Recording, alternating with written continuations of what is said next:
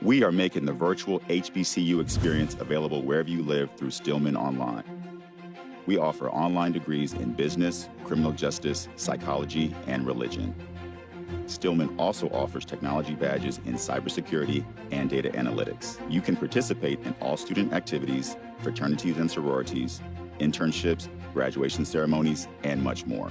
Apply for admission today at stillman.edu. Stillman College, where we prepare you for a different world. T. Madden & Associates is a sophisticated and experienced law firm located in your neighborhood. We're turning injury to cash. T. Madden and Associates obtained almost $2 million for my injury. They turned my injury to cash. Now, we can't guarantee how much your injury is worth, but we've recovered millions for our clients. Call T. Madden & Associates at 833-PAID-123. That's 833-PAID-123. Q Time is a classic Atlanta soul food restaurant located in the historic West End. Q Time Soul Food is a family business started by Fred and Christine Crenshaw. Come on in, relax, and sink your chops into our tantalizing, mouth-watering, distinctive soul food with a twist, the Q Time way. 1120 Ralph David Abernathy Boulevard, or call your order in at 404-758-2881. Do you miss your mama's cooking? Then come on down to Q Time, an Urban Passport member. The Cavil Group is a Florida-based marketing and training consulting firm. We help businesses communicate to their target audience and engage them in conversation. We also help to expand their audiences, which will ultimately result in growth for those organizations. In addition to being a certified constant contact specialist, my colleagues and I are also certified in John Maxwell Leadership Principles. We use these proven principles to conduct workshops, training, and private coaching sessions for individuals and companies looking to take things to the next level. Contact us to schedule a free consultation. Issues today, don't delay, call Cavil. Since 2002, Empowerment Resources, Inc., a nonprofit organization, has empowered more than 1,500 youth and adults in Duval and surrounding counties through its programs Journey into Womanhood, Girls Mentoring, Life Skills for Teens, and Parenting Education Coaching. To get involved with programs, volunteer, or donate, visit www.empowermentresourcesinc.org. Follow us on social media, facebook.com/empowerment.resources and instagram.com/empowermentJAX. Are you hungry for authentic Caribbean food like jerk chicken, oxtail, red snapper, shrimp, tofu, and rasta pasta? Well, find your way over to Mango's Caribbean Restaurant, 180 Auburn Avenue, right next to Royal Peacock in downtown Atlanta. Them belly full, but we hungry. Mango's Caribbean Restaurant, open daily from 11 a.m. to 10 p.m. And on Friday and Saturday, we're open till 4 a.m. Come to Mango's and put some spice in your life. Oh, we've got a good thing going. Mango's Caribbean Restaurant, 180 Auburn Avenue, right next to Royal Peacock in downtown Atlanta. For more info or directions, call 404-698-3992 or log on to mangoscaribbeanrestaurant.com. For instant coupons, text MANGOS to 313131. Tell your mama hungry, papa hungry, brother hungry. Mango's Caribbean Restaurant, authentic Caribbean cuisines. Open up the door, tell your mama hungry. The human voice has always connected audiences with experiences. Major brands all across America have trusted Kever's voice time and time again. Conversational, powerhouse, intelligent, and sincere. That's the voice you need for your creative marketing process. KEAVERSVOICE.com. Kever's Voice, Kever's Voice, KeversVoice.com. Always on, all the time. From novice to aficionado, find yourself here. High quality cigars plus personal customer service. Slow Burn is Waco's only mobile cigar lounge, featuring a meticulous, curated collection of premium cigars. Visit our website, www.slowburnwaco.com. That's www.slowburnwaco.com. Shop Velvet Online Women's Boutique to spice up your closet with trendy, unique looks. We have fashionable and chic looks at very affordable prices. Velvet Boutique offers free shipping all year long on all orders. Shop online at www.melvetboutique.com. That's www.melvetboutique.com. Like us on Facebook and follow us on Instagram. Shop Velvet Online Women's Boutique.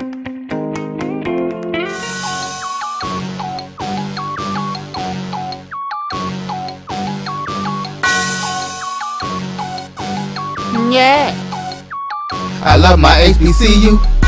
And boy, I love it, love it. I love it, love it. I love my HBCU. And man, I hope my team they won one. Yeah. I hope my team they won one. Yeah. Man, I hope my team they won one. I hope my team they won one. Yeah. I tune into the HBCU Sports Lab to see if my team won or lost. If they lost, I'm quiet as a mouse. But if they won, keep tab. I'ma do the dab, yeah. Dr. Cavil, he know what he be talking about. Mike and Charles, they know what they be talking about.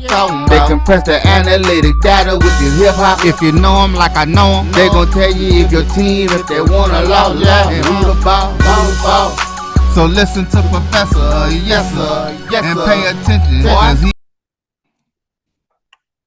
This is Dr. Lil inside the HBCU Sports Lab with Mike Washington, Charles Bishop. Charles Bishop is on assignment, or at least that's what he's saying. I think he said something about being in Jackson, Mississippi. Y'all might have seen him earlier today as he putting in some work, but then they said he had some other work to do, so I don't know. But I'm not complaining because we got BJ Jones, we'll get Joshua Sims in here, the other football guru on the other half, on the second half of the show, to make sure when we really get into the matchups that we can get some good breakdown, more than we usually do. But I'm signing off over here as I'm in Las Vegas, as some people used to call it, Sin City. I'm here for the North American Society for the Sociologists of Sports Studies, if you would, at the 43rd annual conference. So yeah, I'm official, doing what we do, making sure I get my academic stuff taken care of and done with. But with that being said, welcome to the show, BJ Jones. Hey, thank you for having me, Doc, man. Thank you for having me out there in Las Vegas. Las Vegas, man, they done messed up. Oh, they lucky I don't gamble or anything, so I can't take all their money. It usually works the other way around, Doc. That's why they keep building all them fancy hotels and high-rises. Now we ain't gonna see you in no HBCO documentary or something, are we? Yeah, we're gonna try to stay away from that. We're gonna try to keep it clean, stay away from that. I know they call it Sin City, but I'm Sin Safe. With that being said, Mike, how you doing, Big Mike? Oh man, I'm all good, man. Been traveling. Was supposed to be in Miami and Tampa for the rest of this week, and that got derailed and re-derailed by the hurricane. So I ended up getting home somehow. So all is well. I'm back on the show, and we're going to talk all things HBCU. Prayers for those that are in the eye of the storm or some subsidiary of it in terms of Tropical Storm Nicole that's coming into Florida. And one of the things that we'll get in there is just about Bethune-Cookman. Let me get in this intro and we'll talk a little bit about that, and then we'll see what your thoughts are on your news of the day. Welcome to episode 329 inside the HBCU Sports Lab show and podcast, the show that's covering the sporting HBCU dash for all things HBCU sports, from institutions large and small, from the NAIA to the NCAA. We share insights and information on the HBCU sports culture, HBCU athletics, aesthetics to facilitate the story of HBCU athletic programs in the business of HBCU sports, better known as we like to call it HBCU sports pedagogy. I'm your host, Dr. Kenyatta, Cavil, along with my co-host Mike Washington, Charles Bishop. We're filming from our home studios and sending a signal live, as we always like to do, the KCOH 1230 AM studios with the Texas Radio Hall of Famer Ralph Cooper. And I'm not in the beautiful home, but taking care of the business and representing Texas Southern University, all the way, obviously, from Houston, Texas. With that being said, Let me get back to that news today earlier. Obviously, rivals in terms of division, conference rivals, Bethune-Cookman has to be displaced for the second time this year because of this storm. As we said, Tropical Storm Nicole. They obviously are playing at Alcorn this weekend, the Braves, in terms of getting there. And so Sims called up. Coach Brown said, if you ever need anything, let him know. So Coach Sims reached out and said, hey, we need some assistance. He said, come on, we'll take care of you, take him in.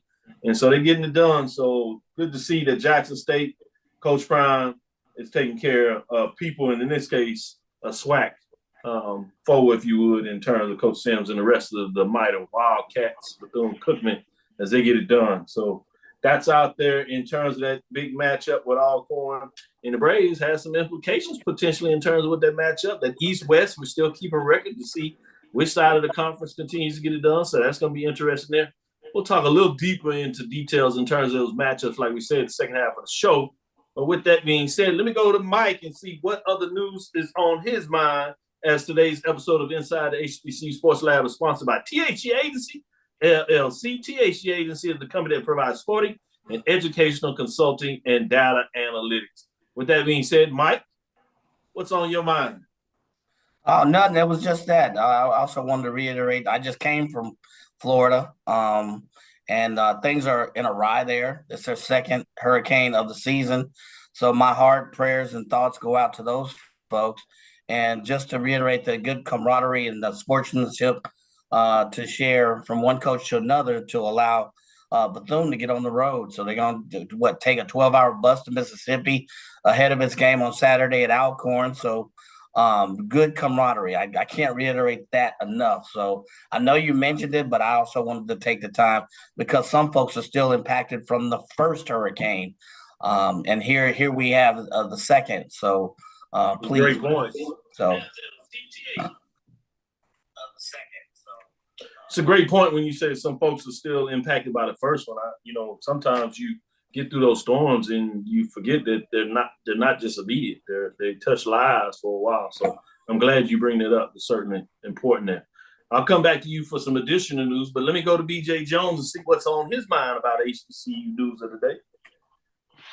Oh man, right there with Mike, man. The tropical storm, coming through, and it's having some impacts on the weather, even here in Georgia. It's been pretty warm all week, man. Now the temperatures looks like it'll cool off, and we're gonna get quite a bit of rain to come through here. But the championship games this weekend, and the SIAC and the CIAA, and the Division II playoff implications that those two ball games could have. Really going to keep an eye on those this weekend.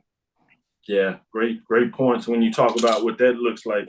And you talk about those big matchups, and we'll get into details on that. But also want to jump out there that A.D. Drew of D2 Sports.com, as he writes for the SIAC, he'll be hosting the show tonight along with Chris Ferguson that follows all things CIAA of D2 football as well. They'll get in here and do a SIAC CIAA championship game preview right after our show at 7:30 Central Time, 8:30 Eastern Standard Time. You can check that out right here as you get to know my JDN, my BCSN 1, as you follow them. So I want to make sure you get some love. Go check out Drew's article as he writes, obviously, for the SIAC. He does some breakdown in terms of the championship game where you can get some insight for those that are trying to find out what's going on there. Let me go to you, back to you, Mike. What else is on your mind in terms of the world of HBCU sports and news? Well, I don't know if you covered it on the previous show, but just hats off to the announcement. Was it 2022 SWAC Hall of Fame class and all of its inductees that are set to be enshrined on, was it December 16th, Friday? The enshrinement set to begin at 7 p.m. at the Omni, good hotel in Atlanta. This comes off the SWAC site, several SWAC media sites. Headlining the class, of course, is Ella Williams. Ella Williams played for the Lady Braves women's basketball program from 1980 to 84. Lawrence Larry Watkins, legend. He became a member of the first football class recruited by the late legendary coach Marino H. Kasem at Alcorn State. Kasem. They're going to get you. Yeah, you're going to get me. And then Ricky Jones. Jones played for the Hornets football team from 1980 to 1991 as the team won SWAC titles in 1991. In addition, the Hornets won a Black National College Championship in the first Heritage Bowl in 1991. So, and then Robert J. Williams, legend. Williams was instrumental in Gramblin's runoff of 4 straight SWAC titles between 1960 and 1964. He was an outstanding pitcher who maintained an established record of 35-1. Wow. In addition, he was honored and selected to be a member of the All-American Baseball team for 3 years. He later played in the minor league and coached American Legion Baseball during the summer.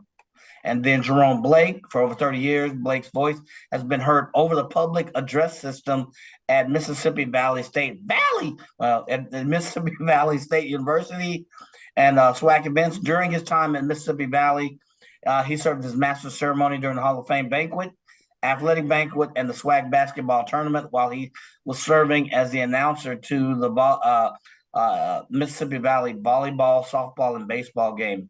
Robert the Hitman Gaddis, 5 years CFL veteran who won a Grey Cup with the Montreal Alouette.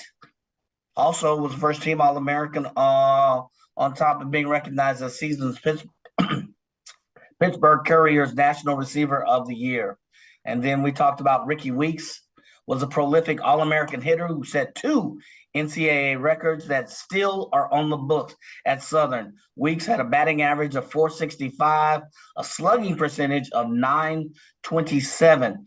He's a Florida native and did all things. He played Louisiana under Sports Hall of Famer Roger Cador from 2001 to 2003 before embarking on a 14-year major league career. Congratulations to the inductees. I don't know if we got them, but I got him again. So I know Ricky Weeks is someone I had the chance to see in person several times. So congratulations to the inductees. Yeah, good news. Now, we let you go with it because we didn't get a chance to really talk about it. So I love the fact that you jumped in there and made sure that everybody was aware of that. You imagine you talk about that Grambling thing, and people are all big about their SWAC history. It's good to see baseball getting some love because it's big in the SWAC, but we always don't get the history component of baseball in a lot of ways. Remember, you got Southern won the 1959 NIA baseball championship. The only HBCU to win a baseball championship. People realized that in 1960, a year or two afterwards, which obviously this pitcher was on the hump during that time, Grambling had a runner-up. They finished second in terms of World Series and went there in terms of what they got done. So he was there during that time. And then obviously Ricky Williams, I, like you, got to see him when he would come down there. And at that time, Prairie View was not in the baseball business. I'll say no, not that's putting it lightly. CJ Jones, I know you can stick your chest out there and say that Grambling, Jack State were really the only ones serious about baseball. Different day now, but at that time, no. And they were actually playing 4 games. So you got whooped up 4 times, man. They were playing doubleheaders, 2 on Saturday, 2 on Sunday, 7 innings, and man, they go over. They take all 4 10-run rules. Ricky was just like, he was clowning out there when I seen it. I just like, this is amazing in terms of what you were seeing. Coach Cato would have it set up, though, when you go down there, they play 3 days. Let me tell you how much kind of money and how well Southern baseball was done, particularly at that time. I'm still doing well now, obviously, in terms of fan support and everything. He would bring the team in, or at least that's what he did to Prairie. I don't know who else. He'd bring the team in and say, hey, let's do 3 days. We'll bring you in Friday. They put him up in the hotel. He said, we're going to bring you in extra day. Don't worry about it. We'll pay you. You take care of the other days, we'll put you in it. So they would do 1 on Friday night, 2 on Saturday, and then the 1 on Sunday. And they would take 4 of them there too. So it was tough. It was tough during that time. Thank God Prairie got back in the baseball business, won a couple of championships, and getting better. Ooh, wow. I tell you one stat that just a slugging percentage of 927. For those of you who've never played baseball, a slugging percentage of 927. That means almost 80. The majority of the time, you're getting doubles, singles, home run, triples, home runs at the plate. 927. That's outstanding. They got so mad. Yeah, that's crazy. They got so mad up. They just finally just threw at him. Like, man, move out the way. You ain't gonna hit this one because we gonna hit you. BJ, before we go to this first break, we can come back with the baseball poll rankings. Any last news that you want to get out of there? Because we didn't got your head big enough talking all this Southern stuff. That's too much. And even got Grambling some love in here in terms of their baseball program. Wow. Yeah. Hey, in 1989, the great urban philosopher Kool Moe Dee released a single called The Wild Wild West. Yes. That's exactly what it's been in the SWAC West. And it's going to be interesting to see how these games unfold this weekend when you pretty much have almost everybody in the division still in it, not named Arkansas Pine Bluff. Yep. Right. That's exactly true. And it'll be interesting to see. We'll get into a little more of that in the second half of the show. Let's take our first break. As we bring back and get into the second quarter, we're going to give you the poll rankings of the marching sport. Some changes this week, at least in terms of the bottom 5 that come into the top 10. Not much changing in the top 5, but we'll let you know exactly what that is. But you should get some matchup this weekend, probably be top 5 type of matchups between FAMU, Alabama State, or maybe not. FAMU, did they stay in the top 10? Or we'll see. Maybe that's a little hint. We'll be right back after this break. Stick with us.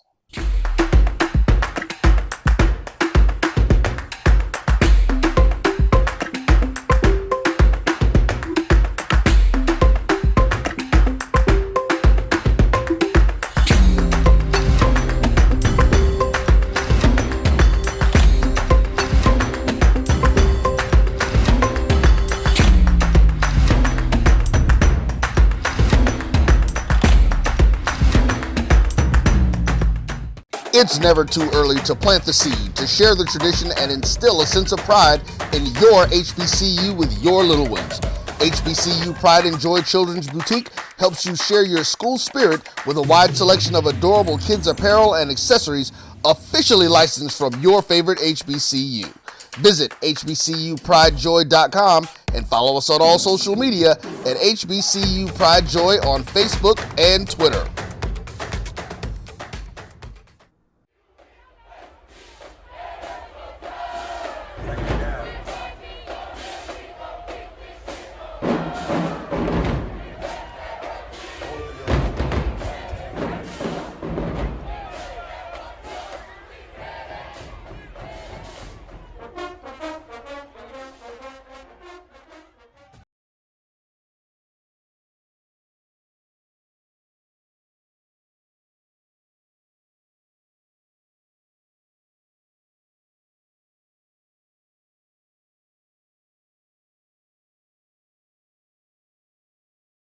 From Test the analytic data with your hip hop. If you know them like I know them, they gon' tell you if your team, if they wanna lose, and who the ball.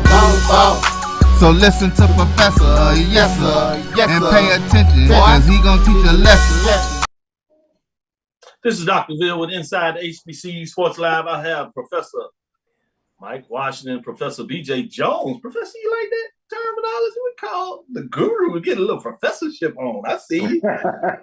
Just wanted to clear it a little bit before we get in this marching sport. And we'll start with these dropping out and dropping in. We wanted to give you a little more of that history in terms of just how talented both Southern and Grambling were in terms of the baseball programs. As I told you, Southern won it in 1959.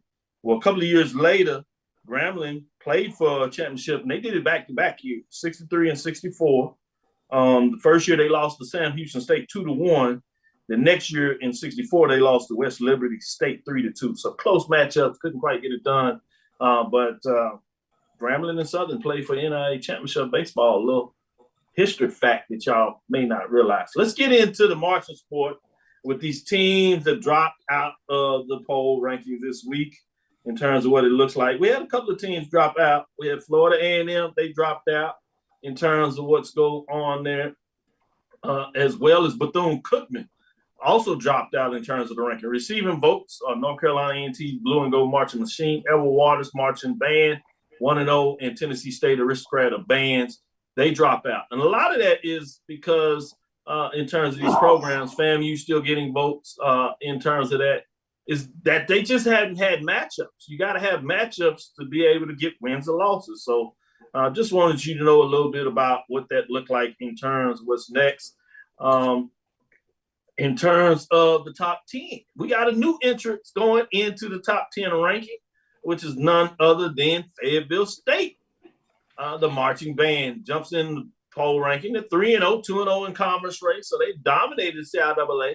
Finally got some head nod in there, thanks to Steve Gaither that made sure that he wanted to make sure CIAA was getting some representation, I should say. And they did have that head-to-head matchup where they got it done. So shout out to Fayetteville State marching band as they get some love in terms of what the action here. Let's get into number 9 as we keep it moving in terms of the poll ranking. Norfolk State Spartans Legion marching band, 2-1, 1-0. I want to shout out Aggie. I won't even call his name because some folks are not kind of that, but he said, yeah, they got it done on the football field, but even he was a little disappointed in terms of what happened at halftime as Norfolk State came in and showed up and showed out quietly. Many people may not realize that, but that Norfolk State Spartan Legion marching band, they're really nice, really good.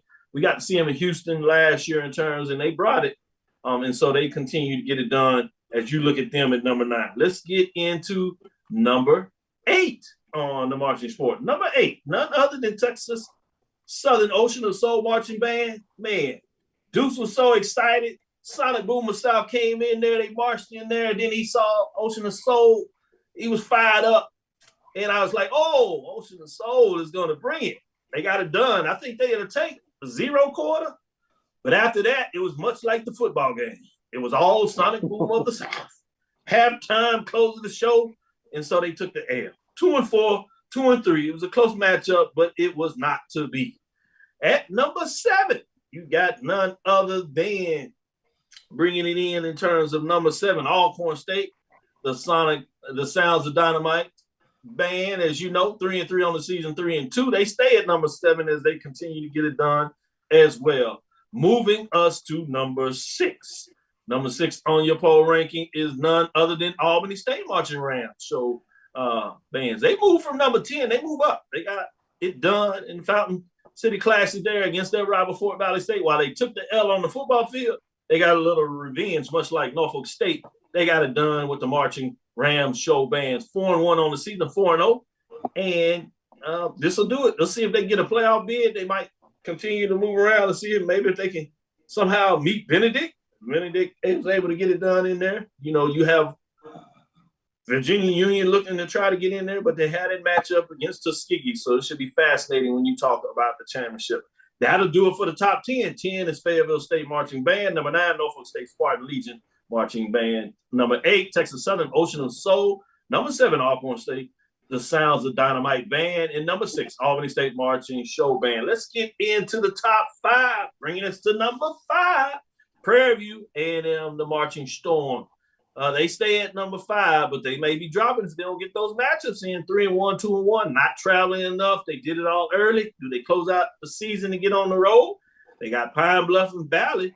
Football team may need them. We'll see what that means if they will take the jump and get it done. Let's get into number 6 as we move forward with that in terms of number 4, I should say. North Carolina Central, Sound Machine Marching Band, 3-0, 1-0, 74.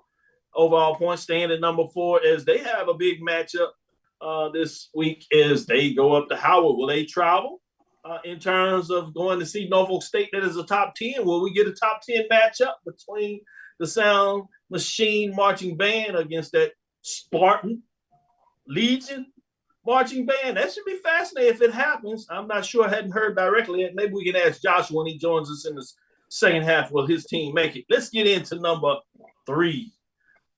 Number 3 is none other than Southern Human Jukebox, 4-1, 3-1 on the season. I was so sad that they didn't go to Tallahassee. I thought that would have been a nice top 5 match BJ Jones, do you think having a band would help any in terms of that matchup? Obviously, football couldn't get it there, but it's something when you have a little bit of that push. Obviously, the fans did their job, but when you have the Southern fans, the marching band, the human jukebox, and that football team, a little magic when they all come together. So to miss out a piece, obviously, credit to FAMU in terms of what they did. They had their band and they pushed through, but I love when you put all that stuff together, especially when you get the superpowers of these two brand programs together. It's something different. We saw it the week before when you had it in Jackson, Mississippi between the Sonic Boom and Human Jukebox. What are your thoughts on that before we carry on with the top two? Yeah, it feels a little empty when they're not there. And our band usually travels. They may have, one game a year that they may miss. And yeah, it doesn't feel the same when they're not there. And I want to give a crowd out to that. Now, while I complain a little bit about them not mentioning this, in terms of the bands that travels, I don't think there's one much travels more than Southern in terms of the game. I mean, Jackson is right in there sometimes, but it's clearly in terms of what they get done. So give them a little bit of pass so they stay at number 3. Bringing us to number 2. Number 2 is none other than Jackson State, Sonic Boom of the South. As we talked about it, they did get a victory 5-1, 4-1, 3 first place votes, 83 points. They move up to number 2, I should say, after being 3 the previous week. Let's get into number 1. Number 1 is still Alabama State Mighty Marching Hornets, 4-0, 2-0, 2 first place votes, 84 points. 4. They will play a team that just dropped out in terms of the FAMU Marching 100. So this should be a nice one this week in terms of seeing, can FAMU get it done? Knock the number 1 team off from the top ranking, giving space for FAMU to jump back in the top 10, giving a chance for the battle out between Southern and Jackson State to take them, or will Alabama State solidify that number 1 spot from this weekend matchup, that I-10, I-85 matchup they're talking about with the buses coming up from Tallahassee? That's going to be a good one. It's our game of the week, so we'll talk a little bit more about that. But before we get on the football side, let me go to you, BJ Jones, first. What are your thoughts in terms of the marching sport top 10 this weekend? 2 new entrants. You see the number 1 remains there. A little changes here and there, but what are your thoughts? Oh, man, interesting to see, man, just how everything is calculated. And, the importance of making sure that you have battles to solidify your spot. It's easy to say, hey, we're here or we're there when you hadn't sat in front of anybody. But when you have to battle week in and week out, you kind of earn your keep. So I like this. I'm trying to stay away from the band stuff because people, they get real passionate now. They'll jump in your inbox if you get something wrong now. And the thing about it is, to your point, I like that you say that. I knew as a football aficionado, sports aficionado in a lot of ways, the football guru, I knew you would appreciate the fact that it's win and loss. And you're right. They will jump in your inbox, but I have to give the band folks a lot of credit. We had them come on the last show in terms of giving us some feedback, and they liked the idea that this was wins and losses. So I think they've given me a little bit of a break because I do it differently, so they deal with me. They probably been like, that's Dr. Cavil, he's a little different. So they let me make it. But let me go to Mike and see what Mike thinks in terms of my top 10 cold rankings. Man, I thought, like you, I thought Texas Southern, the way they started off that game, I thought, okay, the Ocean of Soul, they about to bring some. Then I was hyped. Then I saw halftime. I was like, oh, they fell off that quick. So I was like, man. So I think that's a right. Did Alabama State travel to Bethune? That's where they played last, right? No, they did not travel. Why are they number 1 then? They traveled the week before. They traveled. They've been. No, you penalized Prairie View. You penalized somebody else for not traveling. Let's stay consistent. So that's all I'm saying. I like the honeybees too. That's fair. I like the honeybees too. So they doing big things at Alabama State. But if they don't travel, you've been penalized. So honorable mention to Albany State and Fort Valley. It was a great game, but I'd like to get a little side mention for the Fort Valley band too. So, I like it. Great comments there. In terms that was for my father-in-law. You know how my folks are. You ain't mentioned Fort Valley. Okay. Oh man, good stuff there, Mike. As we get into it, shout out to all the marching sports. So we're closing up on the season, so we're closing up on the championship. We'll see who gets it done. Those teams that play in championship games get to push their bands a little further because they get to obviously travel to this championship game. So there's some benefits of being with the team that's associated to continue the season. We'll see how that plays off. It's time to get into the halftime, which means we're going to get into our own marching sport of the show as we come back on the other side and get back in the third quarter. We'll come back into some of these championship matchups, and then we'll get you into the major division matchups as well. Stick with us. We'll be right back after this break. To aficionado, find yourself here. High quality cigars plus personal customer service. Slow Burn is Waco's only mobile cigar lounge, featuring a meticulous, curated collection of premium cigars. Visit our website, www.slowburnwaco.com. That's www.slowburnwaco.com. This is Brian Fulford. A.D. Drew and I are co-hosts of the BCSN Sports Wrap. We talk about all things related to HBCU athletics. From the games, teams, coaches, and fan interest stories, we cover it all. You can find our shows on Facebook at BCSN Sports Wrap, YouTube at MyJBN Online, and everywhere you listen to podcasts like Anchor, Spotify, Google, and Apple Podcasts. You can also find the show on the Jericho Broadcast Network's app. Make sure to download. We look forward to you joining the conversation and being a part of the show. We are making the virtual HBCU experience available wherever you live through Stillman Online. We offer online degrees in business, criminal justice, psychology, and religion. Stillman also offers technology badges in cybersecurity and data analytics. You can participate in all student activities, fraternities and sororities, internships, graduation ceremonies, and much more.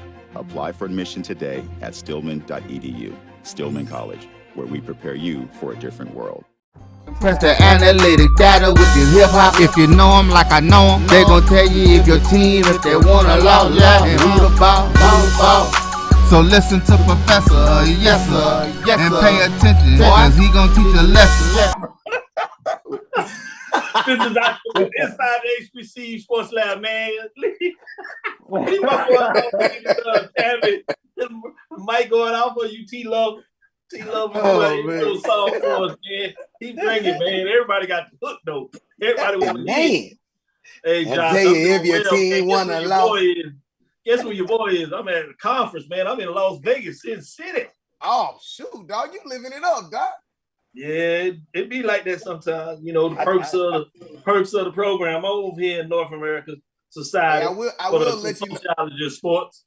I will let you know this too, Doc. I am available for a red eye just in case you need me as a backup in the casino. I'm available, Doc. Oh, I need you because I don't know what I'm doing over there. I'm a better man, so I need you. I'll send out the plane. How about that? Yes, sir. That'll work.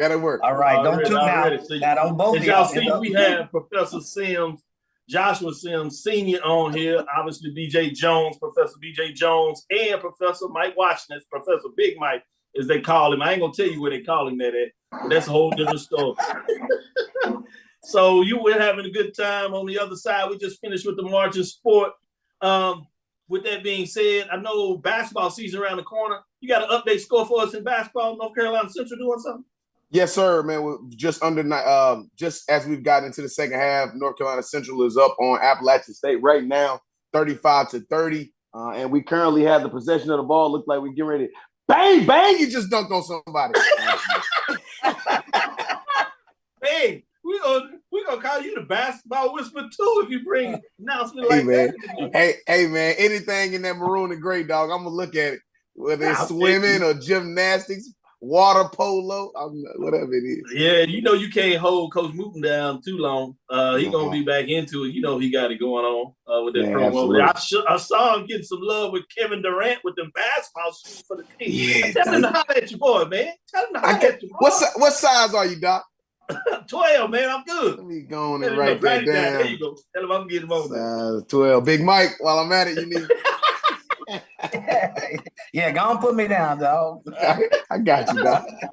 Pull some strings. Let me pull some strings. Yeah, man. He got it in there like that.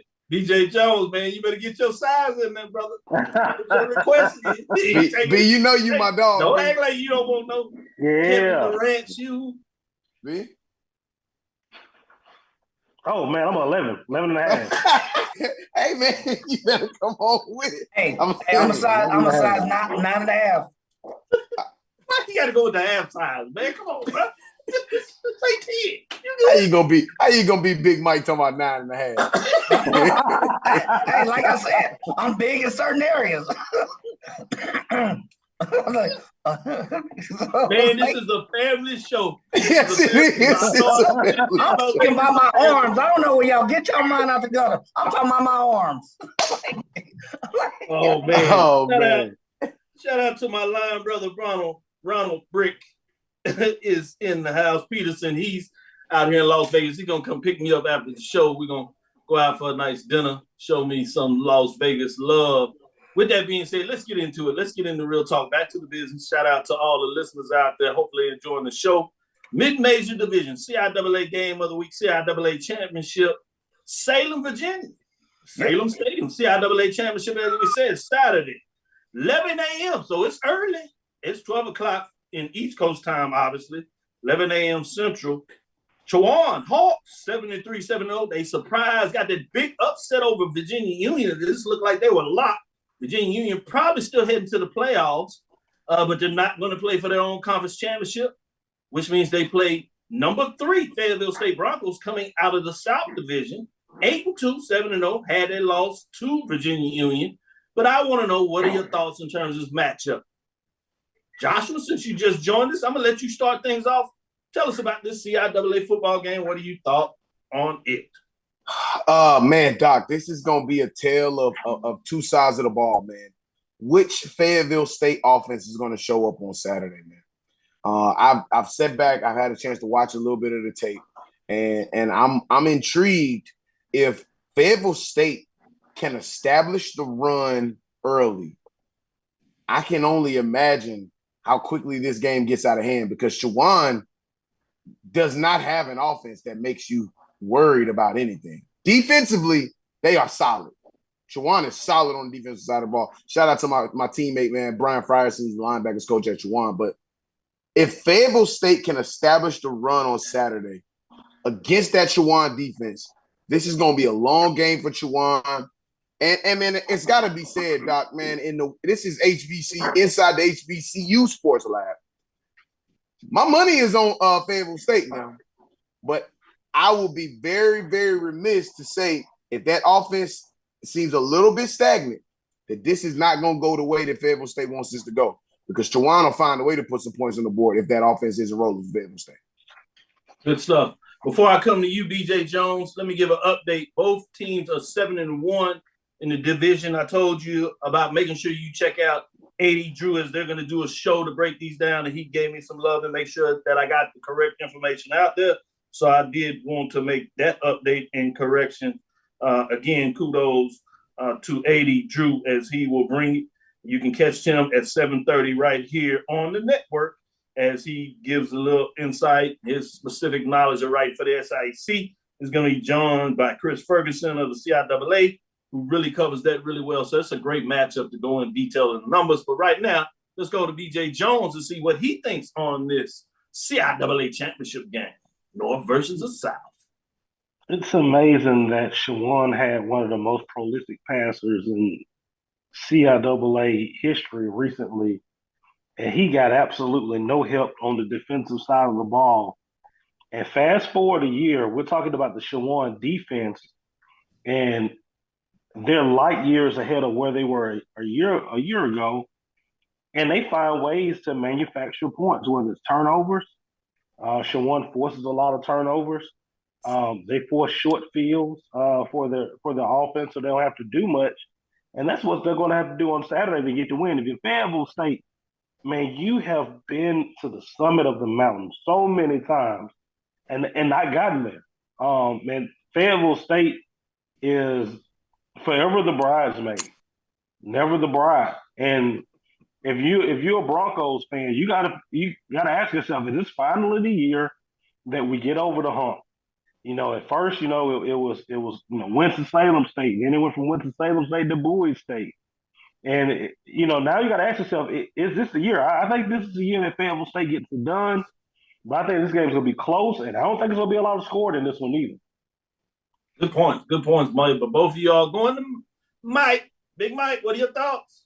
Man, echo the thought, man. I said it Sunday. Is this the year that Fayetteville State finally gets over that hump? Shawan does not wow you on offense. They score only 23 points a game.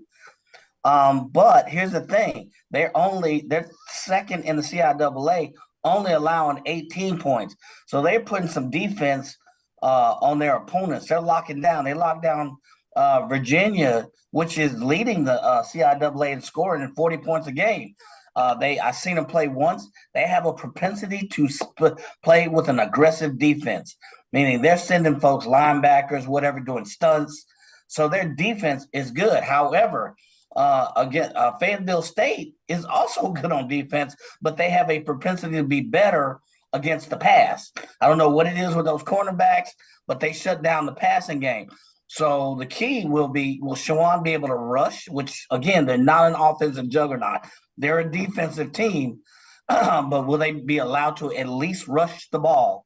And will Fayetteville State, which has a decent offense, be allowed to assert their offense? So it'll be a low-scoring game. I totally agree. You have two teams with good defenses. You have an opportunistic Shawan defense, again, that stunts, tricks, blitzes, whatever. So it'll be interesting to see who comes out on this one. Nice. Great points made. Let's go to the other Division II championship HBCU program. This one's in the SIAC, as you know. Columbia, South Carolina will be the spot.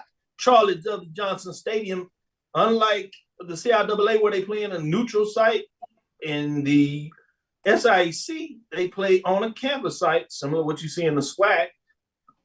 Differently than what you see in the SWAC, they switch every other year. So this year it was going to the East in terms of who is the East represented. In this case, it is Benedict. Number one, Benedict Tigers are hosting the game. They're 10-0, 7-0 in terms of what they get done in terms of their overall record. They place another top 5 program that is pretty hot coming out of the West, which is number 4 Tuskegee Golden Tigers.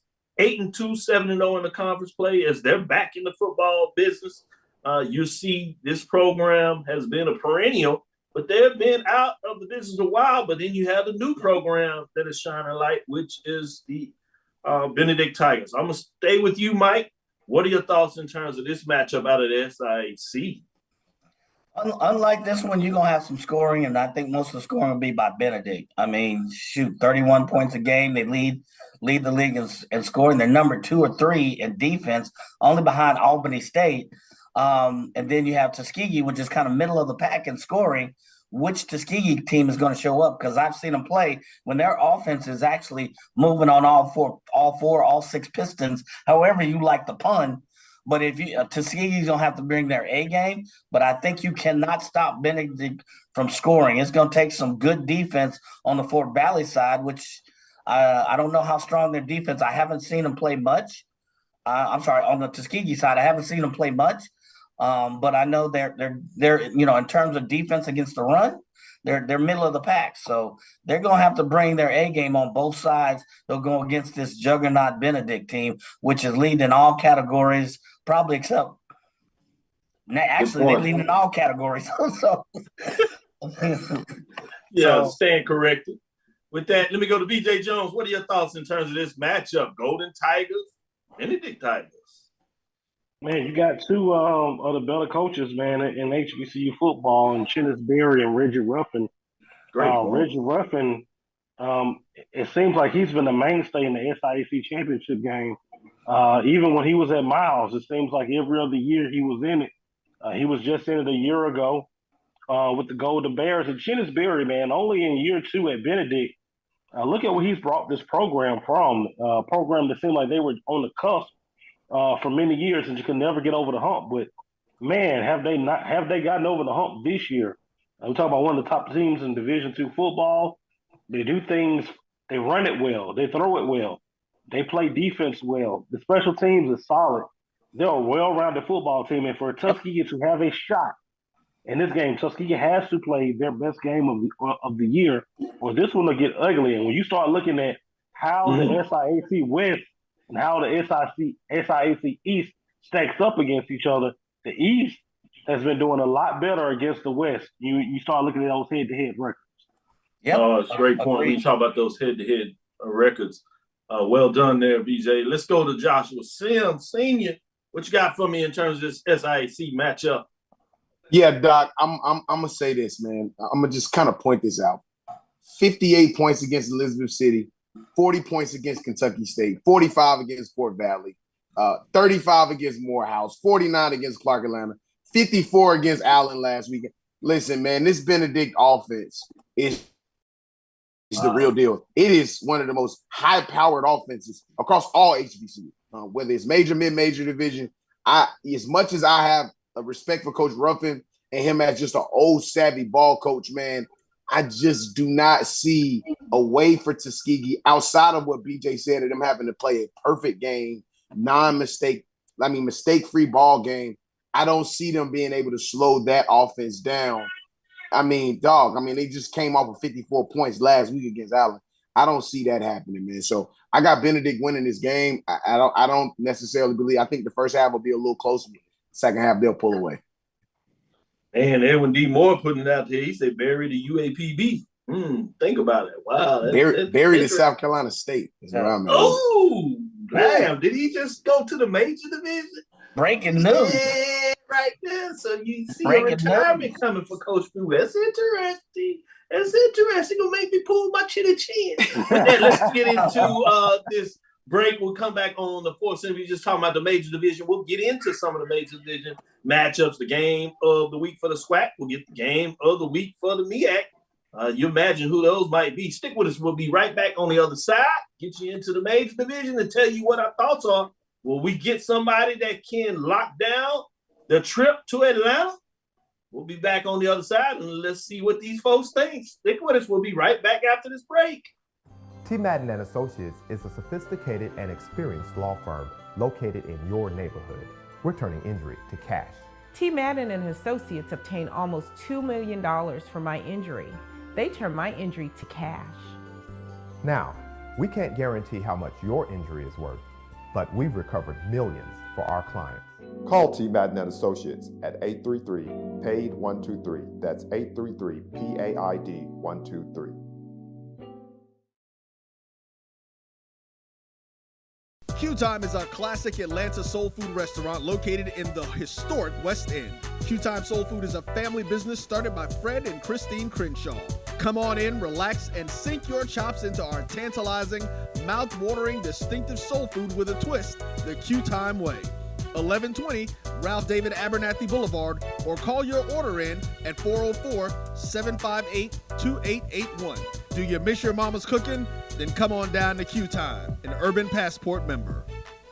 From novice to aficionado, find yourself here. High quality cigars plus personal customer service. Slow Burn is Waco's only mobile cigar lounge, featuring a meticulous, curated collection of premium cigars. Visit our website, www.slowburnwaco.com. That's www.slowburnwaco.com.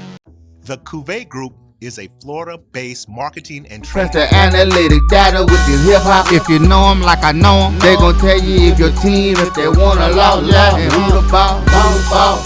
So listen to Professor, yes sir, and pay attention, cause he gon' teach a lesson. If you know the dude that did that, you be laughing more. Man, why you gonna do that again as we come into the show? Let me give them the proper shout out, and I'm gonna do this for both of them. It is, and you can tell because Mike's Army guy, so just something about it. It is anniversary birthday for the Marines in terms of the founding. So I'm gonna give a shout out to Lawrence T. McCall. I'm not gonna say what the T stands for. And that's a fraternity brother of mine. that did the song and recorded it. Then my LB, I told you he's in Las Vegas, gonna come pick me up. Shout out to brother Ronald. We call him Brick Peterson as well, as he's a Marine. Shout out to both of them. Happy Marine birthday to them. I appreciate all the service. Much love.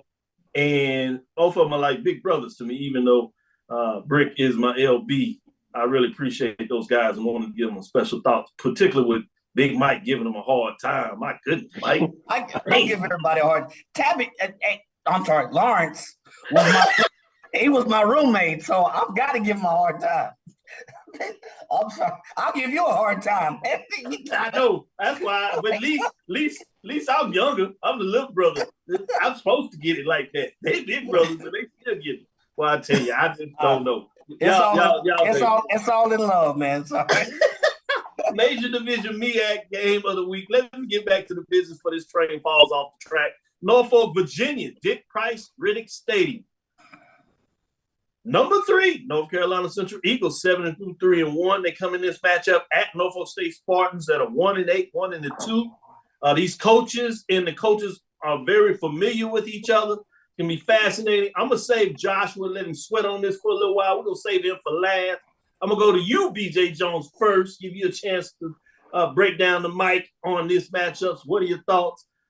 Don't hurt him, but tell him the truth, man. Tell him the truth. What do you think about this matchup? Oh, man, like I said, the coaches are familiar with each other, man. Teammates at North Carolina Central. That's crazy. Yeah. Coach Odoms and Trey Oliver, he was a defensive coordinator at Southern under Dawson Odoms. So they worked together again there. And you remember a year ago when it looked like Norfolk State was just cruising to Atlanta, Georgia, and they had to go into North Carolina Central. And at halftime, it looked like they were on their way to Atlanta. And then the Eagles woke up, and we ended up going to overtime, and the Eagles pulled it off. And nothing has been the same for Norfolk State since that point. I think that it's going to be another interesting ball game, but I think the Eagles is going to be too much Eagle pride amplified, and man, I think it's going to be North Carolina Central. I think that North Carolina Central is going to put their stamp on the MEAC conference. Going to go ahead and punch their ticket to ATL. My dog. Yeah. ATL. Mike, what are your thoughts, Mike? I was going to mess with Joshua because he looking nervous over there. But no, I mean, is it Coach O'Doom? Is that what it is? O'Doom? That's the new This weekend, he's Odom this weekend. I don't need him to be nothing Doom at all. So, no, you have two coaches that are familiar with each other, but I think it's a different day, a different time, a different year. I think the Eagles know what's on the line. I think they go there to take care of business. I think the Eagles run away with it. They lead in all point statistics. You look at common opponents, they got the advantage there as well. So I see the Eagles running away with this. They know what's at stake. They know the job. They know the mission. Let's go to the next matchup. What? Just kidding, Joshua. What are your thoughts? Hey, look, Doc. I was gonna definitely be okay with you. Just let's go move on, Doc. Well, you don't have to call it. Just break down the game. You don't have to call it. You got this, and you'll be there. You just break down the game. I will be in the building. This is my birthday weekend. So happy birthday, early birthday. Thank you, Doc. Man, this could not be a better birthday present than for us to lock this up. For those of you who are not familiar, I'm talking to the listeners out here who are not familiar with the MEAC, there are two places that whatever can go wrong will go wrong in these two stadiums. The first one is in Orangeburg, South Carolina, and the second one is in Norfolk, Virginia. I'm just going to tell a quick story because I don't even want to get into the game. One of my first games I ever got on the travel bus for, there's a thing in my family about splitting poles. I never split poles. Never. Ever. Under any circumstance. I got off the bus, and there is a pole. Literally, I think they have done it intentionally. There's a pole right outside of Norfolk State Stadium. I was talking to a position mate of mine, and we walked inside of the stadium. And unbeknownst to us, we split that pole. And if any of you guys have a chance to go back and look back at 2011, when we played against Norfolk State, you can see what happened. So, for my Eagles who are watching, and will be watching the game on Saturday, pray to God or whatever it is you believe in that we do not split any poles and that we make it to Atlanta split free. That's all I got to say, Doc. I'm just like this, dog. I hear you on splitting them poles, man. I have some folks that will snatch your tail from around the other side. It's something about splitting the poles that don't fly in my family. My grandma, to this day, 80 years old, she'll pull me by the neck if I split a pole. Yeah, it's real. It's real. That's the culture, baby. That's the culture. The governance structure, as we call it. With that being said, let's get into this SWAC game of the week. Man, I love a lot about this matchup. It's a top 5 matchup. It's in Montgomery, Alabama, ASU Stadium. Obviously, a lot of the focus is on Southern and FAMU, Jackson State and FAMU for a lot of good reasons in terms of that. Obviously, you continue and always know about the Bethune-Cookman and FAMU matchup at the end of the year. But this quickly is going to be one that I think is going to come bigger and bigger as the years go forward. The distance between the two, now that Alabama State is playing well in terms of this sport. We've seen it in baseball. We've seen what happened between these two in baseball in terms of some great matchups. But now it's on the gridiron. Montgomery, Alabama, as I said, ASU Stadium. It is on the ASU Network, 12 o'clock, high noon. Number 2, Florida A&M Rattlers hit the road 7-2, 5-1. They're still trying to position themselves for a shot out the playoffs. Certainly wants to maintain a shot about being behind Jackson State in terms in case they slip up some kind of way. Obviously, if Jackson State wins this weekend, they lock up their championship in terms of the East. But Alabama FAMU wants to be in that position. But then you have Alabama State. They want to say, hey, not so fast. We want to be at least the second team looked at in the East Division, as they are number 5, 6-3, 4-2 overall. I like a lot about this matchup. I'm going to start with you, Joshua Sims. Let me know your thoughts on this matchup. Yes, sir. Jeremy Musa, this game is who I'm looking at as the key factor to this ball game here. We know what Alabama State's offense can and cannot do. We also know what that defense can do at Alabama State.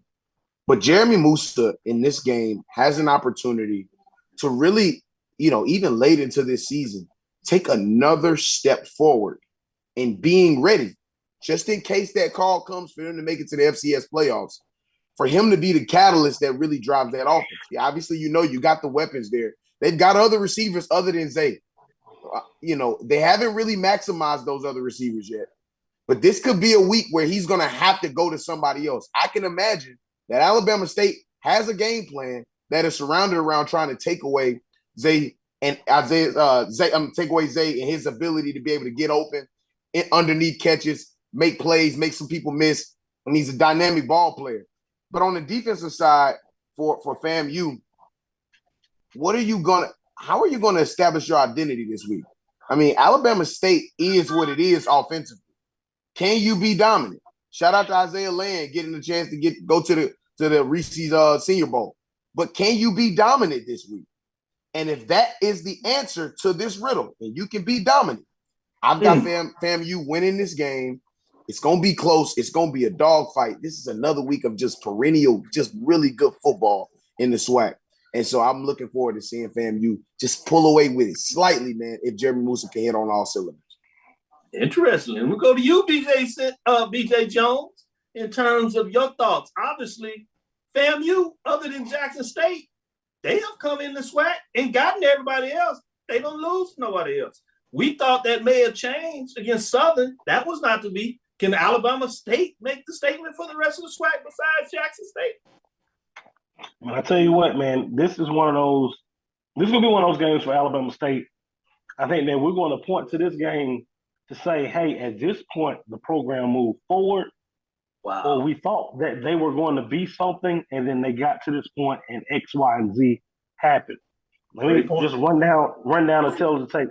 Here in the Atlanta metro area, Alabama State alumni chapters and Florida A&M alumni chapters have several buses traveling down 85 going to Montgomery for this game. Nice. Same thing for the alumni chapters in Birmingham and Mobile. Nice. Alabama State and FAMU people intermingle a lot. They're in the same places. They're in the same city. There's a rivalry here that goes back to the SIAC, that goes back decades, that has been dormant up until last year. And to have it back, you saw what it looked like when Alabama State went to Tallahassee last year. It was a packed house. You're going to get another packed house to Montgomery this weekend with the mighty Marching Hornets and the Marching 100 going head-to-head and just, so many families have Rattlers and Hornets in the family. But I'm going to tell you what, I think for Alabama State, this is one of those games that defines your program.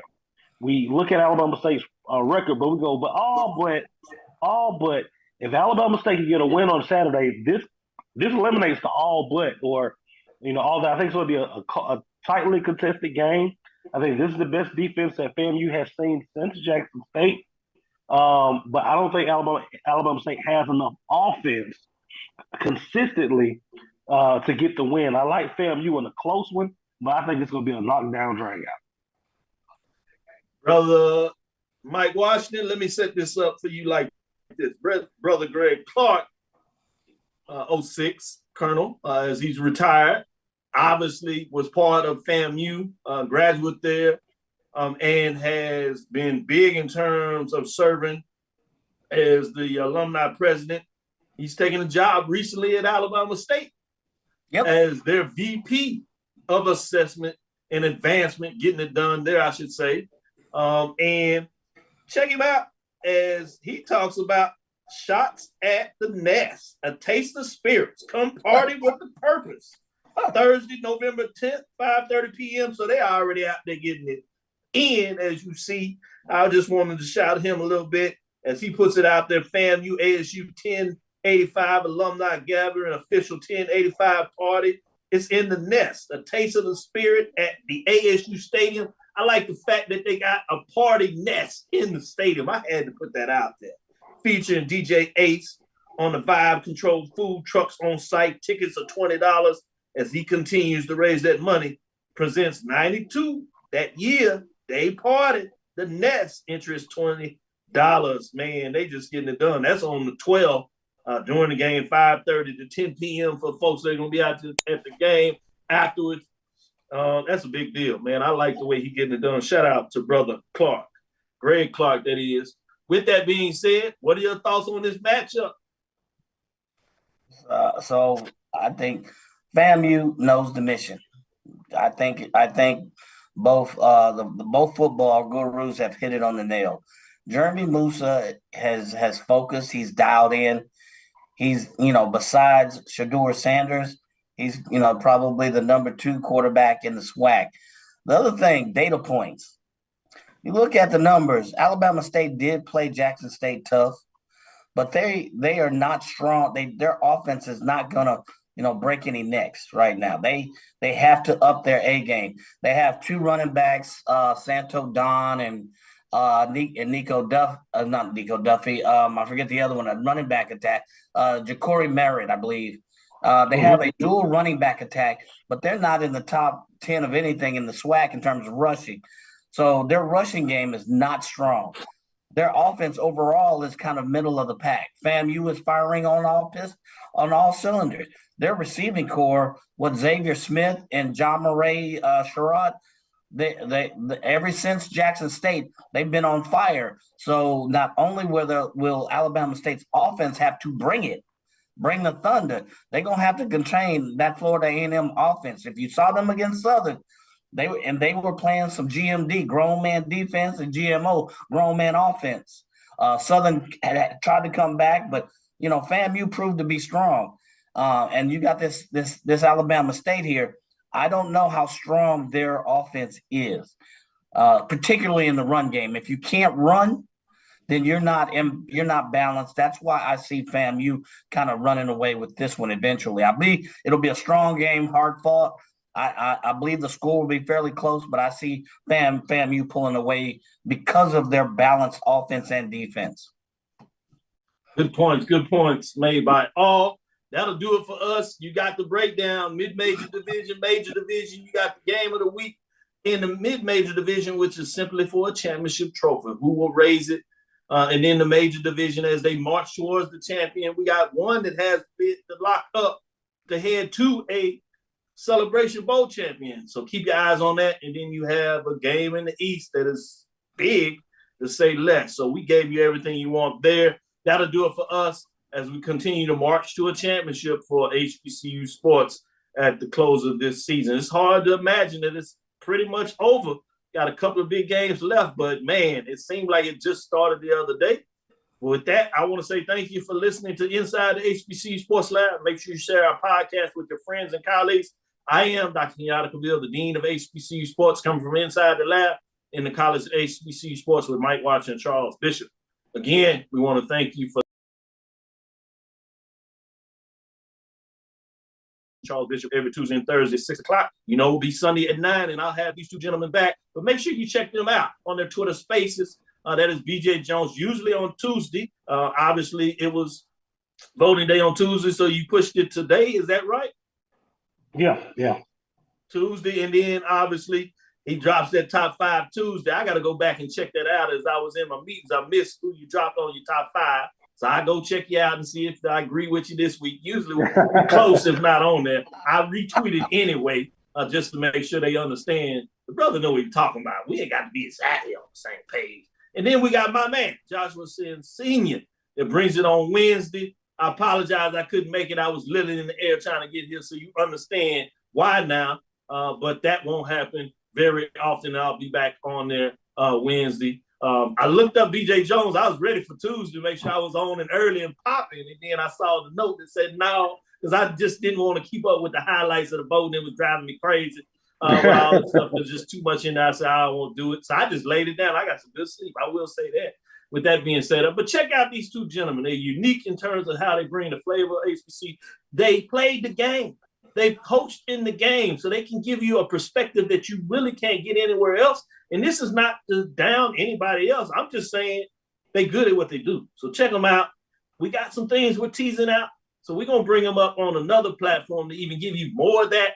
But be careful, stick with us. We'll tease that out just a little bit as we're making sure that everything is dotted I's, crossed T, crossed. Because these guys are expensive. You can't just put them on no contract. They make sure the money right. I was like, damn, bro, you going to hit me like that? Anyway, keep up with these folks. They good. We look forward to you on Sunday as we give you the latest on the news. Just follow me, Dr. Kenyatta Cavil. That's DrKenyattCavil. Twitter, Facebook, Instagram. You know what it is. I'll keep you updated with all the news, and I'll sneak some nuggets in here and there. I'll blow you up with some stuff, and y'all not ready for it. So just follow me. I'll let you know when it's time for you to get what you need to go. Inside the HBCU Sports Live 1 on Twitter. Inside the HBCU Sports on YouTube and Facebook. Let's like, subscribe, do what we need to do.